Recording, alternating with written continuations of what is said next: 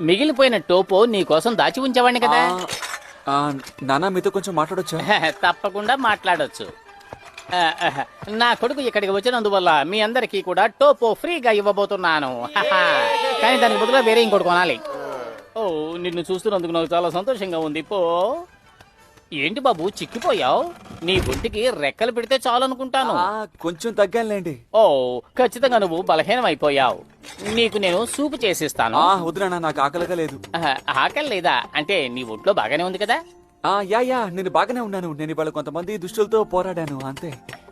కానీ భయపడడానికి ఏమీ లేదు. ఎప్పట్లాగే పోరాటం జరిగింది.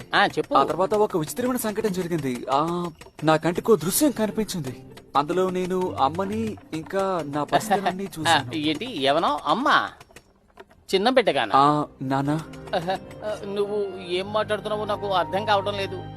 మిమ్మల్ని ఎలా అడగాలో తెలియదు.